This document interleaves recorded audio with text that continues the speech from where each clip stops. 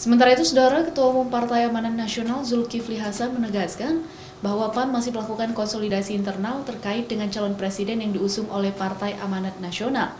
Saat ini, menurutnya masih fokus dalam kerja politik membantu masyarakat yang terdampak oleh COVID-19. Pernyataan tersebut disampaikan Zulkifli Hasan atau Zulhas usai melantik Dewan Pengurus Wilayah Partai Amanat Nasional periode 2020-2025 di Jantung Sports Center Aceh Besar. Zulhas tidak menyampaikan secara pasti terkait calon presiden yang diusung PAN pada pemilu 2024 mendatang, terutama untuk mengambil langkah-langkah strategis terkait proses pencalonan capres maupun cawapres mendatang.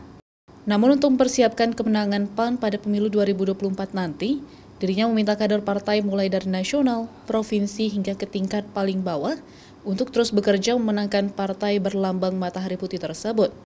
Kader diminta terus bekerja untuk rakyat, membantu masyarakat yang terdampak COVID-19 sehingga berdampak pada partai, terutama dalam menghadapi tahun politik 2024 mendatang.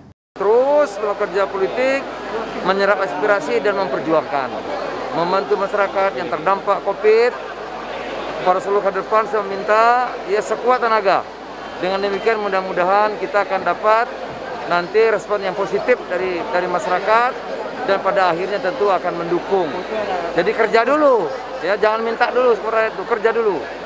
Sementara itu, Bupati Aceh Besar Mawardi Ali dilantik sebagai Ketua DPW PAN Aceh periode 2020-2025 oleh Ketua Umum PAN. PAN Aceh dalam Pilkada dan Pemilu tahun 2024 mendatang, PAN telah menetapkan target kemenangan, yaitu sebanyak 3 kursi di DPR RI, 12 kursi di DPRA, 100 kursi di DPRK, dan target 7 bupati atau wali kota di Aceh. Mustajab, Kompas TV, Banda Aceh.